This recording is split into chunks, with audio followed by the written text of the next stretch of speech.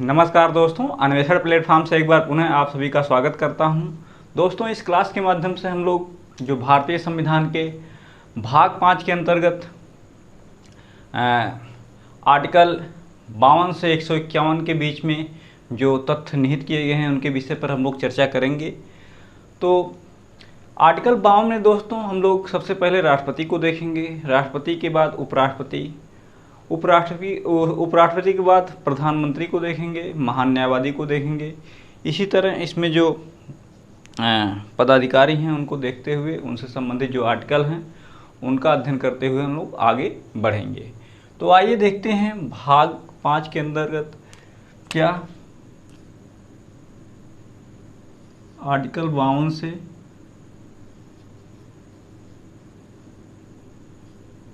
एक 151 राष्ट्रपति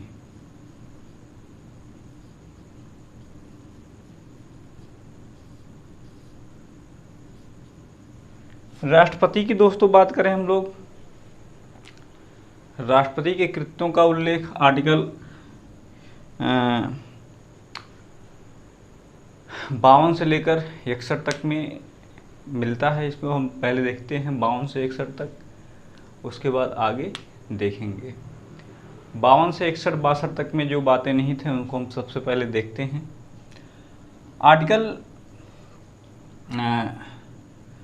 अगर हम लोग देखें तो राष्ट्रपति को हम लोग पढ़ने जा रहे हैं। थोड़ा सा पहले हम लोग राष्ट्रपति के विषय में जान लेते हैं। राष्ट्रपति देश का प्रथम नागरिक होता है, अपने भारत का प्रथम नागरिक है। यह राष्ट्रपति के जो पद हैं कहाँ से लिए गए हैं दोस्तों? यह राष्ट्रपति के पद ब्रिटेन के समान, जिस तरह ब्रिटेन में जो है वहाँ के ताज की तरह, जैसे वहाँ पे ताज हैं, राजा हैं, सेम उसी प्रकार जो है यहाँ शासन का एक भाग राष्ट्रपति आते हैं। लेकिन वहाँ के जो ताज हैं, वहाँ के जो राजा हैं ब्रिटेन के, वहाँ उनका जो है चुनाव जो किया जाता है जनता के माध्यम से ना करके जो वहाँ के वंशानुक्रम, जो उनके पीढ़ी दर पीढ़ी वंशानुक्रमगत, यानी वंशानुक्रमगत जिसको कहते हैं हम लोग, वंशानुक्रमगत के माध्यम से वहाँ के राजा को चुना जाता है। लेकिन भारत में ऐसी व्यवस्था नहीं है। भारत में जो है यहाँ पे जो संसदीय शासन प्रणाली है उसके अंतर्गत उनको जो चुना जाता है वंशानुक्रमगत के माध्यम से चुना जाता है, जो कि भारत की जो संसदीय शासन प्रणाली है संसदीय शासन प्रणाली के माध्यम से तो चुना जाता है, लेकिन उसमें जो गणतंत्रात्मक व्यवस्था अपने यहाँ की है उसका भी इसमें योगदान रहता है। यानी जनता के अप्रत्यक्ष हैं, जो जनता के अप्रत्यक्ष प्रतिनिधि हैं, जिनको जनता ने वोट दिया है, जैसे विधायक हो गए, सांसद हो गए, तो इनके द्वारा, विधायक सांसदों द्वारा जो है जनता को, जो राष्ट्रपति को चुना जाता है, जिसको हम लोग चुनकर भेजते हैं। जैसे विधायक को हमने अपने यहाँ से भेजा है, सांसद को भेजा है, तो उन्हीं के द्वारा जो है राष्ट्रपति को चुना जाता है। तो हम लोग कह सकते हैं जो ब्रिटेन के ताज हैं, वहाँ की संसदीय प्रणाली यानी शासन के जो मुखिया हैं, ताज हैं, वहाँ पे वंशानुक्रमगत के माध्यम से उनका चुनाव किया जाता है। लेकिन भारत का जो हमारा राष्ट्रपति हैं, उनके चुनाव का जरिया क्या है? जनता है। कहीं ना कहीं से अप्रत्यक्ष रूप से ही है, लेकिन जनता है। जनता के अप्रत्यक्ष रूप से या परोक्ष रूप के माध्यम से राष्ट्रपति को चुना जाता है अपने भारत में। इसीलिए दोस्तों राष्ट्रपति को कह सकते हैं हम लोग नाम मात्र का, क्या? नाम मात्र का मुखिया, नाम मात्र का मुखिया, कार्यपालिका का मुखिया, रबड़ का स्टाम्प, सर्वोच्च सेनापति का मुखिया इत्यादि नामों से संज्ञा दी जा सकती है राष्ट्रपति को, जिसमें राष्ट्रपति को देख सकते हैं हम लोग, राष्ट्रपति को देख सकते हैं नाम मात्र के मुखिया के तौर पर, यानी इन्हें संविधान के अंतर्गत नाम मात्र के मुखिया के अंतर्गत रखा गया है। इनके सारे वास्तविक शक्तियों का प्रयोग जो मंत्रिपरिषद है, यानी मंत्रिपरिषद के द्वारा जो है वास्तविक शक्तियों का प्रयोग किया जाता है, जिसमें उसके प्रमुख कौन हो जाते हैं? पीएम हो जाते हैं। कौन? पीएम हो जाते हैं। तो इतनी बातें राष्ट्रपति से निकल के आ रही हैं। इन राष्ट्रपति के जो इम्पोर्टेंट आर्टिकल हैं, जहाँ से हमारे लिए क्वेश्चन बनते हैं, उनको हम लोग देखते हैं। राष्ट्रपति के लिए दोस्तों आर्टिकल 52 से हम लोग शुरू करते हैं, जिसमें पहले एक छोटी सी ट्रिक है, उसको आर्टिकल 52 से लेकर आर्टिकल 61 या 62 तक इसको यूज कर सकते हैं। पद प्रधान निको कार्यकाल द्वयोदशम। क्या? पद प्रधान निको कार्यकाल द्वयोदशम।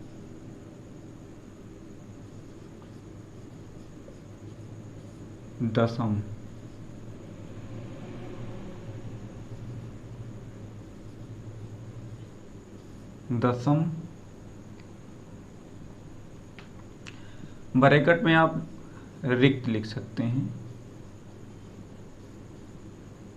या रिक्तियां। पद प्रधान निको कार्यकाल द्वयोदशम।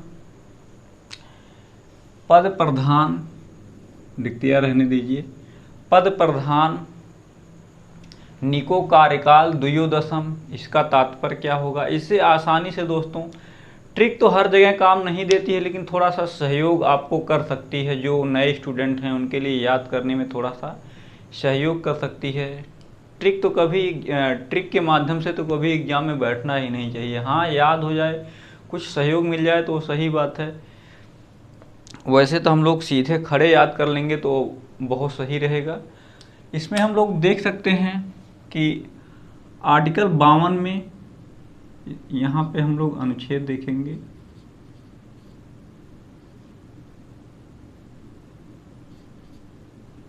ये हो जाएगा आपका आर्टिकल 52 हो जाएगा, ये हो जाएगा 53, ये हो जाएगा 54, ये हो जाएगा 55, ये 56 सही है। 55 में कोटा हो जाएगा 56, और 56 में कार्यकाल हो जाएगा। 57 में दोबारा निर्वाचन हो जाएगा। किसका निर्वाचन? राष्ट्रपति का निर्वाचन। 58 में योग्यता, राष्ट्रपति की योग्यता का होगी। 59 में दशा व शर्तें क्या होगी राष्ट्रपति की। 60 में शपथ, किस तरह शपथ, कौन दिलाएगा शपथ। 61 में महाभियोग, किस तरह महाभियोग पारित किया जाएगा। तो इन सब बातों पे हम लोग एक एक करके अब चर्चा करेंगे। जो आर्टिकल निहित हैं इसमें, उनके विषय पर चर्चा करेंगे।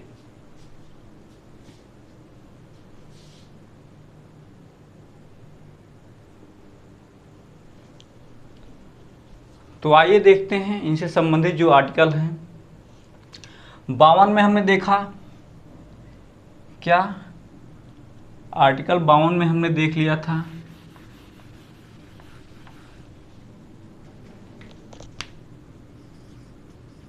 आरटी या अनुच्छेद 52 में। 52 में क्या है? 52 में जिस तरह ब्रिटेन में संसदीय शासन प्रणाली के माध्यम से राष्ट्रपति को प्रमुख माना जाता है, सेम उसी तरह भारत में भी, लेकिन ब्रिटेन में जो वहाँ का ताज है, हाँ, वहाँ का जो प्रशासक है, जिसके द्वारा शासन चलाया जा रहा है, शासन का वो है, उसको जो है वंशानुक्रमगत के माध्यम से उसका चयन किया जा रहा है, लेकिन भारत के जो राष्ट्रपति हैं उनका जो है चयन किसके माध्यम से किया जा रहा है?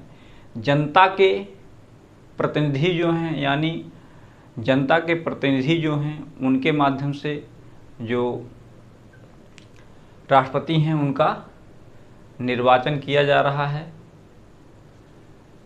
और नेक्स्ट अगर हम बात करें जो राष्ट्रपति के कार्यों की, इनमें जो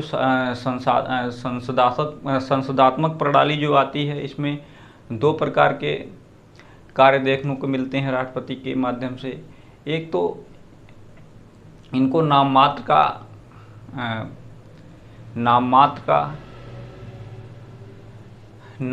का कार्यवाहक, यानी नाम मात्र के पदाधिकारी के माध्यम से इनको दर्शाया गया है। और इनके वास्तविक शक्तियों का अगर हम प्रयोग देखें तो कौन कर रही है? मंत्रिपरिषद करती है। कौन? मंत्रिपरिषद, जिसका वास्तविक जो है प्रमुख कौन होता है? पीएम होता है।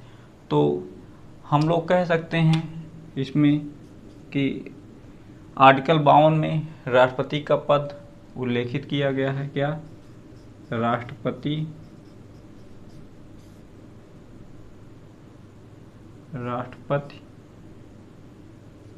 का पद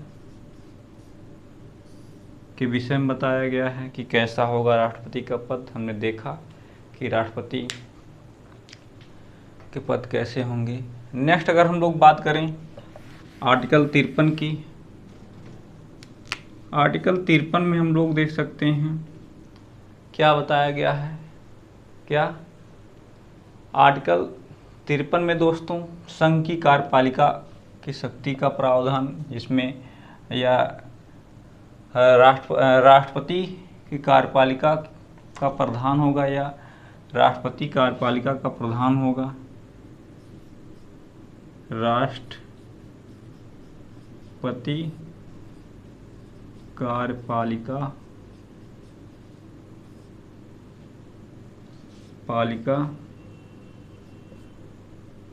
शक्ति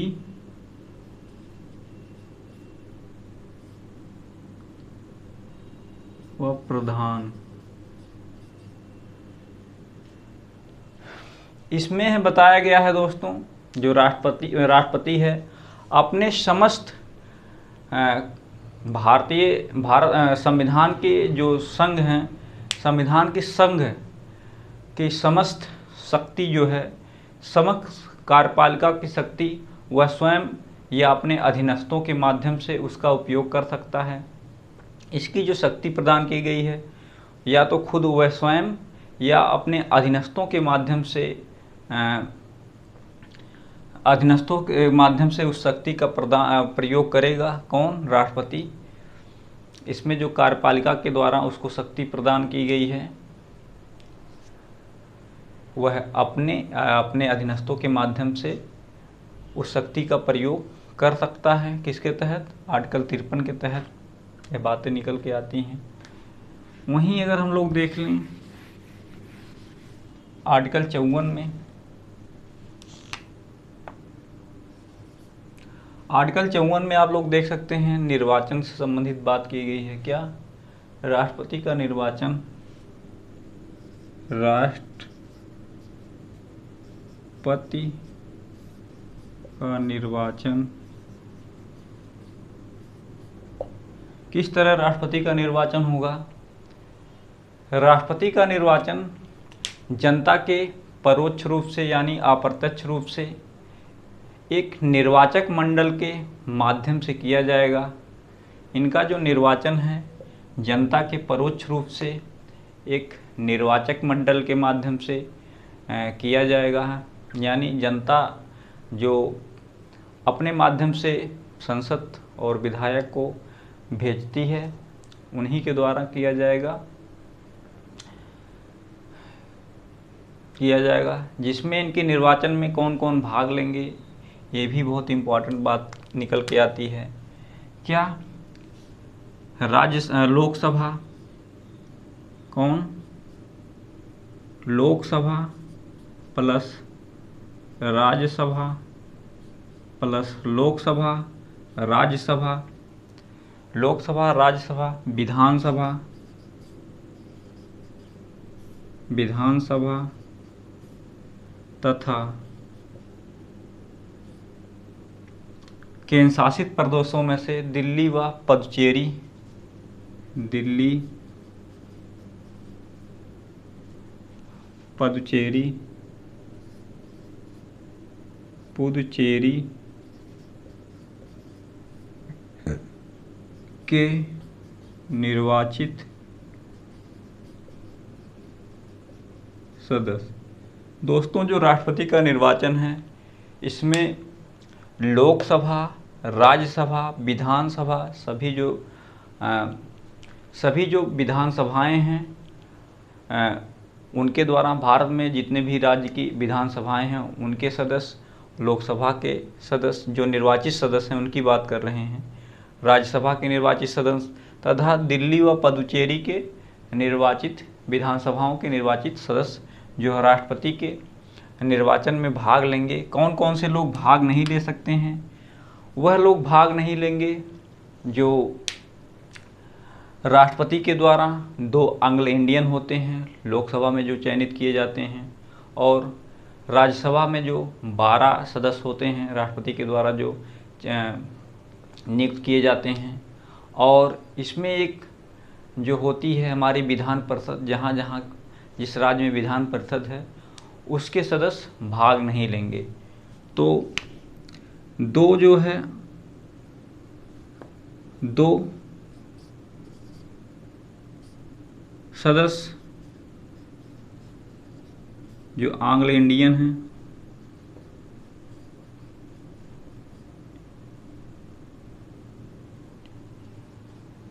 एंग्लो इंडियन, और 12 सदस्य राज्यसभा,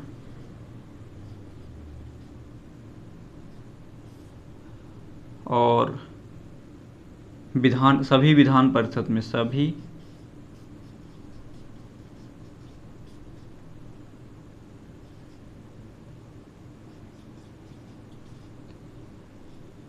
विधान परिषदें। यह दोस्तों राष्ट्रपति के निर्वाचन में भाग नहीं ले सकती हैं। सीधे यहाँ से क्वेश्चन बनता है कि राष्ट्रपति के निर्वाचन में भाग लेते हैं, तो इसी में से इसी जो शब्द दिए गए हैं इसी में से घुमा टहरा कर आपको ऑप्शन में रखेगा, दे देगा लोकसभा, राज्यसभा, विधानसभा तथा 2 एंग्लो इंडियन एक ऑप्शन में दे देगा। नेक्स्ट ऑप्शन रख देगा लोकसभा, विधानसभा और 12 जो राज्यसभा में मनोनीत किए जाते हैं। और नेक्स्ट ऑप्शन में रख देगा लोकसभा, राज्यसभा और सभी विधान परिषदें।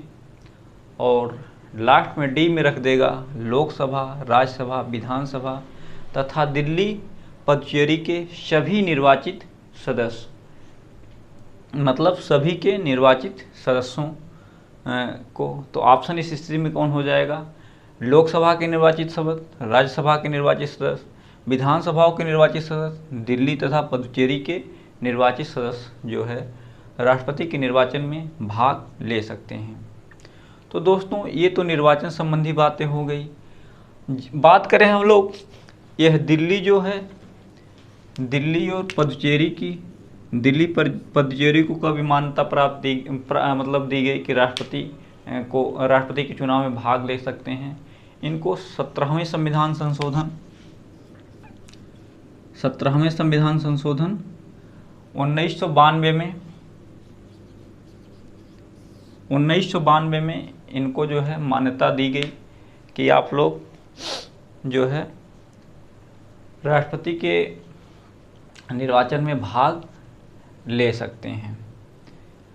हमने समझा कि कौन कौन भाग लेगा, कौन कौन नहीं लेगा। तो इतनी बातें निकल के आती हैं राष्ट्रपति के निर्वाचन संबंधी। नेक्स्ट देखते हैं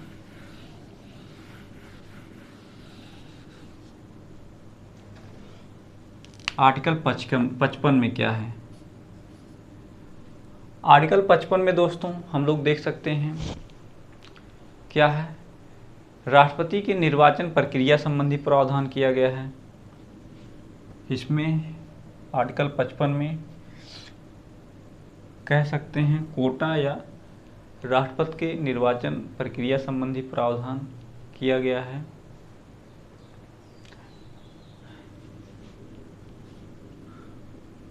कोटा या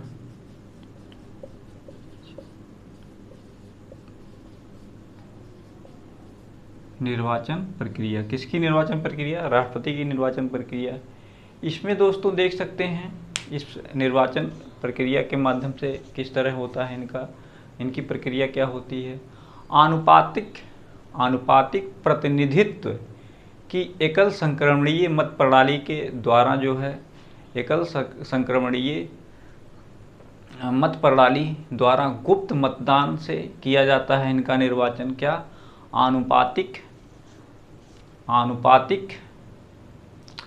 आनुपातिक प्रतिनिधित्व की एकल संक्रमणीय मत पद्धति के द्वारा, गुप्त मतों के द्वारा इनका मतदान किया जाता है।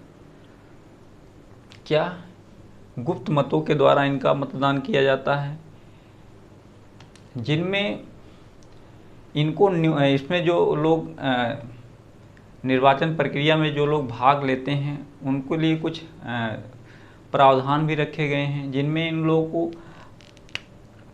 न्यूनतम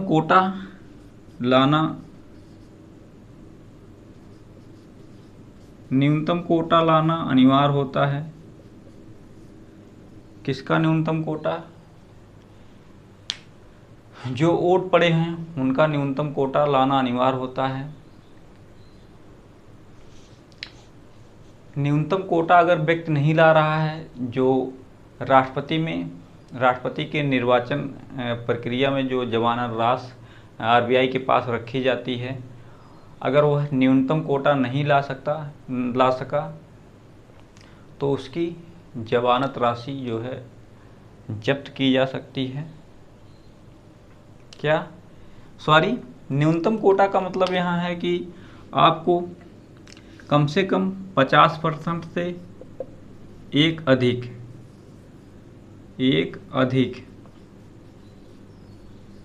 मत लाने होंगे तो व्यक्ति जो है विजयी माना जाएगा। तो ये तो रहा कोटा से संबंधित, न्यूनतम कोटा से संबंधित। इतना ही जाने हम लोग जिससे एग्जाम में आपका काम चल जाए, और चीज़ें तो बहुत ज़्यादा हैं इसमें। नेक्स्ट बात कर ले हम लोग आर्टिकल 56 की। आर्टिकल 56 में कार्यकाल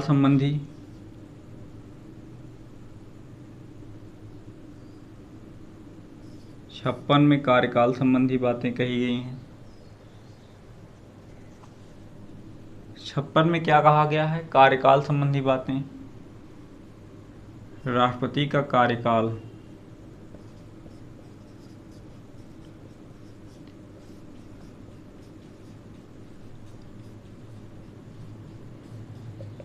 राष्ट्रपति का कार्यकाल। इसमें दोस्तों हम लोग देख सकते हैं कि किस तरह राष्ट्रपति के कार्यकाल को दर्शाया गया है। राष्ट्रपति का कार्यकाल पद ग्रहण की तारीख से 5 वर्ष तक बना रहेगा। क्या, इनका कार्यकाल जो है पद ग्रहण की तारीख से 5 वर्ष तक बना रहता है। अगर इनको अपने पद से इस्तीफा दे रहे हैं तो, या पद से कुछ समय के लिए हट रहे हैं तो अपना त्यागपत्र किसको देंगे, उपराष्ट्रपति को देंगे। क्या, अपना त्यागपत्र उपराष्ट्रपति को। अगर उपराष्ट्रपति भी अपने पद से थोड़ी देर के लिए हट रहा है या इस्तीफा दे रहा है तो वह किसको देगा, वह जो है दोस्तों अपना त्यागपत्र लोकसभा अध्यक्ष को देगा। इसको लोकसभा अध्यक्ष, यानी राष्ट्रपति उपराष्ट्रपति लोकसभा अध्यक्ष को अपना त्यागपत्र दे सकता है। इनके कार्यकाल में दोस्तों यह प्रक्रिया जो इम्पोर्टेंट थी आती है। नेक्स्ट आर्टिकल आता है 57। 57 में क्या है,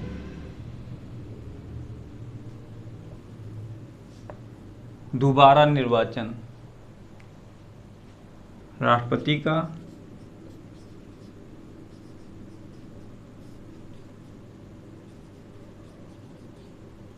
दोबारा निर्वाचन। 57 में राष्ट्रपति का दोबारा निर्वाचन। कैसे होगा इनका दोबारा निर्वाचन?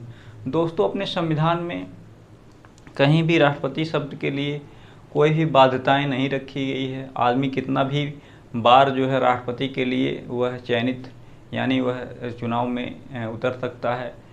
क्या इसके तहत यानी राष्ट्रपति का जो पद है उसमें संविधान में किसी प्रकार की कोई बाध्यता नहीं रखी गई है कि एक बार लड़े, 2 बार लड़े, इस मतलब उस पद के लिए लड़े, इसमें कोई भी बाध्यता नहीं रखी गई। लेकिन वहीं राष्ट्रपति के पद का चुनाव जो अमेरिका जैसे देशों में है, वहाँ मात्र आदमी 2 ही बार राष्ट्रपति के पद के लिए चयनित हो सकता है।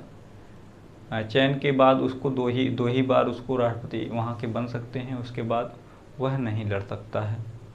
तो ये राष्ट्रपति के दोबारा निर्वाचन संबंधी बात हो गई, जो कि संविधान में ऐसी कोई बातें उल्लेखित नहीं हैं कि आप एक से अधिक बार चुनाव राष्ट्रपति ना बन सकें। वहीं 58 में अगर हम लोग बात करें, 58 में क्या है, 58 में आप लोग देख सकते हैं योग्यता संबंधी बात की गई है। किसकी योग्यता?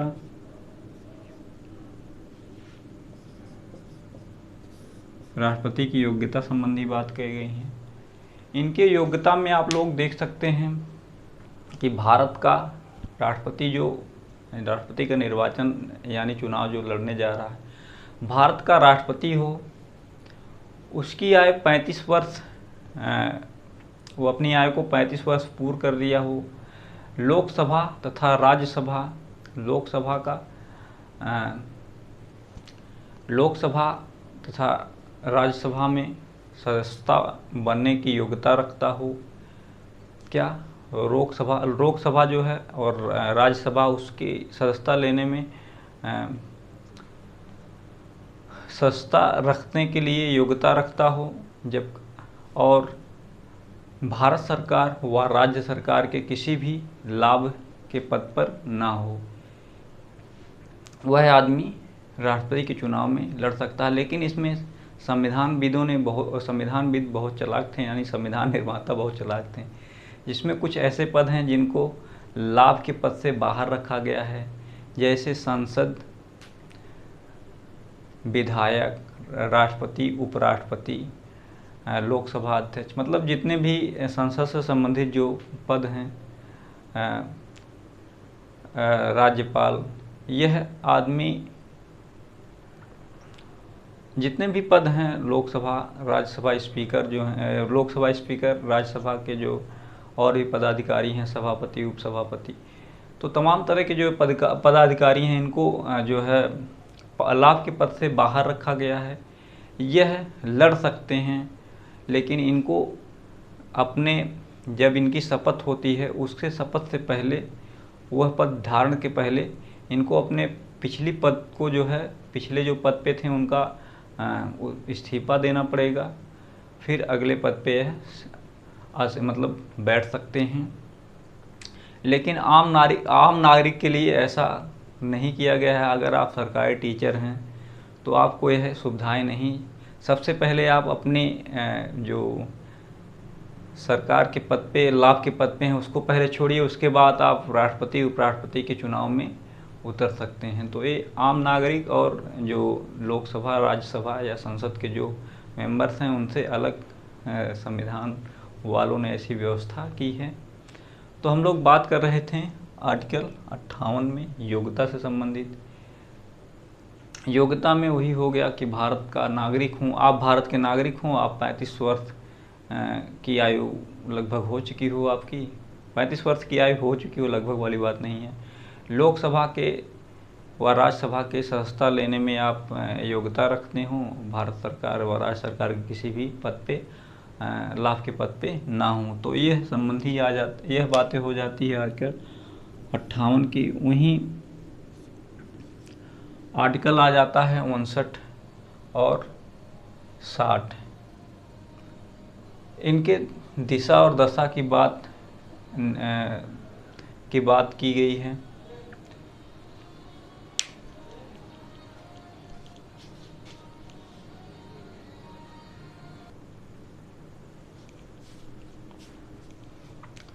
तो हम लोग दोस्तों दशा व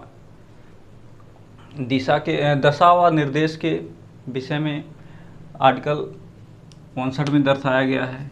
क्या दशा व दिशा के निर्देश में आर्टिकल 59 में दर्शाया गया है। ये बहुत इम्पोर्टेंट नहीं है। आगे हम लोग देख लेते हैं आर्टिकल 60। आर्टिकल 60 में क्या है, राष्ट्रपति की शपथ की बात की गई है। शपथ में कैसे शपथ कौन कराएगा। आर्टिकल 60 के तहत राष्ट्रपति की शपथ जो है कौन कराएगा, जो हमारे उच्चतम न्यायालय के मुख्य न्यायाधीश हैं, अगर उनके द्वारा कराई जाएगी। अगर वो नहीं हैं तब कोई भी जो 30 और जो न्यायाधीश हैं उनमें से जो वरिष्ठतम न्यायाधीश होंगे उनके द्वारा कराई जाएगी। अगर उच्चतम न्यायालय के मुख्य न्यायाधीश वर्तमान में उपस्थित ना हो तो और जो न्यायाधीश हैं उनमें सबसे वरिष्ठतम न्यायाधीश, यानी जो वर्तमान में जितने भी लगभग 30 न्यायाधीश, 31 न्यायाधीश हैं, उसमें से 30 में से जो वरिष्ठतम होगा उनके द्वारा शपथ कराई जाएगी राष्ट्रपति की। तो शपथ से संबंधित यह बातें आ जाती हैं। नेक्स्ट अगर बात आती है 61 के तहत महाभियोग। महाभियोग का तात्पर्य क्या है, राष्ट्रपति को अपने पद से हटा देना। अगर वह संविधान में लिखी हुई बातों के अनुकूल उनका कार्य ना हो, या संसद के बिलों या संसद के कार्यवाहियों में उनका विचारधाराएं और उनसे संबंधित जो आर्टिकल हैं, जो संविधान के द्वारा प्रदत्त कानून हैं, उसके खिलाफ अगर इनके द्वारा कोई काम किया जा रहा है राष्ट्रपति महोदय के द्वारा, उनके ऊपर महाभियोग लाया जा सकता है। महाभियोग दोस्तों लाने के लिए या तो लोकसभा या राज्यसभा में पहले जो है इसमें प्रस्ताव रखना होता है। लोकसभा राज्यसभा में प्रस्ताव पारित होता है। किसी में से दोनों में से 1/4 जो वहाँ के सदस्य हैं 1/4 के माध्यम से प्रस्ताव रखते हैं, और इन प्रस्तावों को पारित करने के लिए लोकसभा और राज्यसभा के जो टोटल सदस्य हैं, उन टोटल सदस्यों में से 1/3 सदस्य अगर इस पे हस्ताक्षर कर देते हैं प्रस्ताव को, तो राष्ट्रपति के ऊपर महाभियोग लग सकता है। क्या राष्ट्रपति के ऊपर महाभियोग लग सकता है। लेकिन अभी तक कोई भी ऐसा राष्ट्रपति नहीं है जिनके ऊपर महाभियोग चलाया गया हो। किसके तहत, आर्टिकल 61 के तहत। इसमें लोकसभा और राज्यसभा में किसी भी में महाभियोग संबंधी प्रस्ताव रखा जा सकता है, चाहे लोकसभा रखे चाहे राज्यसभा रखे। लेकिन पारित करने के लिए, प्रस्ताव रखने के लिए तो 1/4, लेकिन पारित करने के लिए 1/3 जो है प्रस्ताव पारित हो सकता है, तब जाकर राष्ट्रपति को हटाया जा सकता है। राष्ट्रपति को भी दोस्तों उनको कुछ समय दिया जाता है। उस समय में इनके द्वारा अपने बचने की जो गलतियां हैं, जो उनके बचने संबंधी रास्ते हैं, वह सुझाव उस समय दे सकते हैं, या वो स्वयं आकर दे सकते हैं। आपने किसी अधीनस्थों के माध्यम से अपना सुझाव, अपनी बातें रख सकते हैं। तो दोस्तों हमने देखा जो आर्टिकल 52 से लेकर 61 तक जो राष्ट्रपति संबंधी बातें थी, जहाँ से क्वेश्चन बनते हैं, इन क्वेश्चनों को हमने देखा किस तरह जो है क्या क्या तथ्य निहित हैं आर्टिकल में। तो मिलते हैं नेक्स्ट क्वेश्चन में। आज के लिए बस इतना ही। बहुत बहुत धन्यवाद।